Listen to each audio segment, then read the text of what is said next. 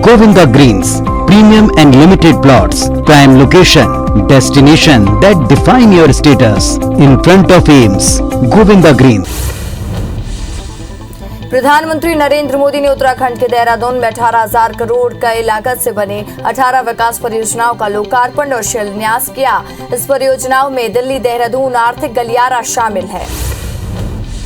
इस दौरान जनसभा को संबोधित करते हुए पीएम मोदी ने कहा कि बीते 5 वर्षों में केंद्र सरकार ने उत्तराखंड के लिए 1 लाख करोड़ रुपए से ज्यादा लागत से परियोजनाएं स्वीकृत की हैं और यहां की सरकार इन्हें तेजी से जमीन पर उतार रही है। कार्यक्रम के दौरान पीएम मोदी ने कहा, वन रैंक वन पेंशन हो और आधुनिक अस्त्र शस्त्र हो, आतंकवादियों को मुंहतोड़ जवाब देना हो, आज जो भी सरकार है वो दुनिया के किसी देश के दबाव में नहीं आ सकती। हम राष्ट्र प्रथम सदैव प्रथम के मंत्र पर चलने वाले लोग हैं। पीएम मोदी ने कहा, इस शताब्दी की शुरुआत में अटल जी ने भारत में कनेक्टिविटी बढ़ाने का अभियान शुरू किया था, लेकिन उनके बाद 10 साल तक देश में इंफ्रास्ट्रक्चर के नाम पर घपले हुए इस देश का जो नुकसान हुआ उसकी भरपाई आज भी कर रहे हैं। संयुक्त किसान मोर्चा ने भारत सरकार से बात करने के लिए 5 सदस्यीय कमेटी का गठन किया। ये समिति केंद्र सरकार से बात करने के लिए एक अधिकृत निकाय होगी और इस कमेटी में जिन 5 किसानों को सदस्य बनाया गया है उनके बलवीर सिंह राजेवाल और साथ ही शिव कुमार कक्का, गुरनाम सिंह चरुनी और युद्धवीर सिंह और अशोक धवले के नाम शामिल हैं। राजधानी दिल्ली में संयुक्त किसान मोर्चा ने एक अहम बैठक की है और सिंघू बॉर्डर पर हुई बातचीत के बाद एसकेएम ने सरकार को 702 मृतक किसानों के नाम भेजे हैं। किसानों ने कहा कि मांगे पूरी होने के बाद ही ये आंदोलन खत्म होगा। वरिष्ठ भारतीय पत्रकार विनोद दुहा का लंबी बीमारी के चलते आज निधन हो गया। तबीयत बिगड़ने के बाद उन्हें आईसीयू में भर्ती कराया गया। जानकारी के मुताबिक अप्रैल के बाद से ही उनकी सेहत लगातार बिगड़ रही थी। विनोद दुहा की बेटी मल्लिका दुहा ने सोशल मीडिया पर दुहा के निधन की दुखद खबर दी है। अविभाजित आंध्र प्रदेश के पूर्व मुख्यमंत्री एवं कांग्रेस के वरिष्ठ नेता कोनिजेती रोसैया का निधन हो गया है। रोसैया ने 88 की उम्र में शनिवार सुबह हैदराबाद में एक प्राइवेट अस्पताल में आखिरी सांसें ली हैं। पीएम मोदी ने उनके निधन पर शोक प्रकट किया और कहा कि जनहित के लिए किए गए उनके कार्यों और उनके योगदानों को याद किया जाएगा। कर्नाटक के बाद अब गुजरात के जामनगर में कोरोना के ओमिक्रॉन वेरिएंट के संक्रमित मरीज की पुष्टि हुई है। ये शख्स अफ्रीका का रहने वाला है।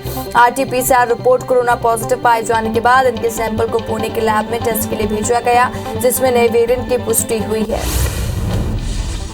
कर्नाटक में मिला ओमिक्रॉन वेरिएंट से संक्रमित मरीज होटल से भाग गया, जिसकी तलाश की जा रही है। वहीं कर्नाटक की सरकार इस मरीज के साथ ही 10 लापता यात्रियों की भी तलाश में जुटी हुई है। राज्य सरकार ने बताया कि कर्नाटक में ओमिक्रॉन से संक्रमित मिले 2 में से एक शख्स निजी लैब से कोविड नेगेटिव सर्टिफिकेट लेकर भाग गया है। चक्रवाती तूफान जवाद को लेकर तटीय राज्यों में अलर्ट जारी किया गया। वहीं आज सुबह से ओडिशा के तटीय इलाके में तूफान का असर दिखने लगा है।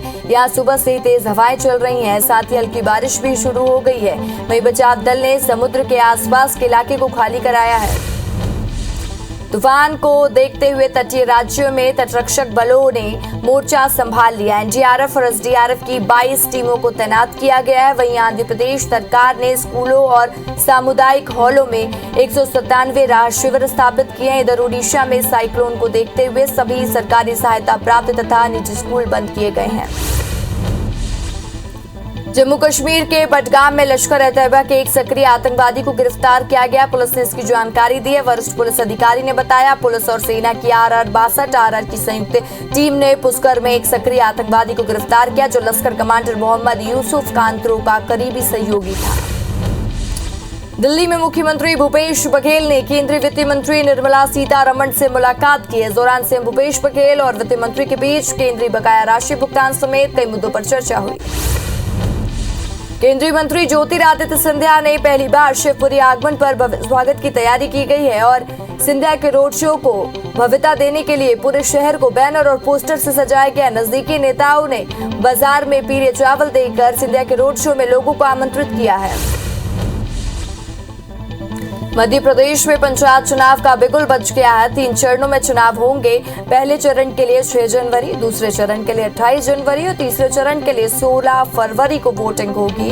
पंच और सरपंच पद के लिए वोटिंग के तुरंत बाद मतगणना होगी। टंटिया मामा स्मृति पर इंदौर में भव्य समारोह का आयोजन किया गया। पतालपानी में सीएम शिवराज और राज्यपाल ने टंटिया मामा प्रतिमा का अनावरण किया। इस दौरान सीएम ने पेसा एक्ट लागू करने का ऐलान किया। छत्तीसगढ़ के खाद्य मंत्री अमरजीत भगत सूरजपुर पहुंचे, जहां उन्होंने रामनगर समेत कई धान खरीदी केंद्रों का निरीक्षण किया। साथ ही समिति प्रबंधकों को व्यवस्था सुधारने के निर्देश दिए, जिससे किसानों को कोई समस्या न हो। रायपुर में जूनियर डॉक्टर्स की हड़ताल का आज 8वां दिन है। डॉक्टर्स की हड़ताल से अस्पताल में स्वास्थ्य सुविधाएं प्रभावित हो रही हैं, वहीं मरीजों को लंबा इंतजार करना पड़ रहा है। बता दें कि जूनियर डॉक्टर्स नीट पीजी की काउंसलिंग नहीं होने से नाराज हैं।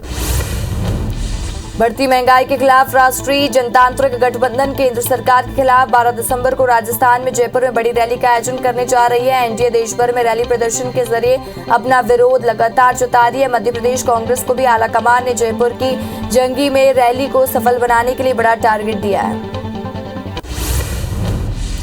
रुकेंगे छोटे से ब्रेक के लिए, जल्द लौटेंगे।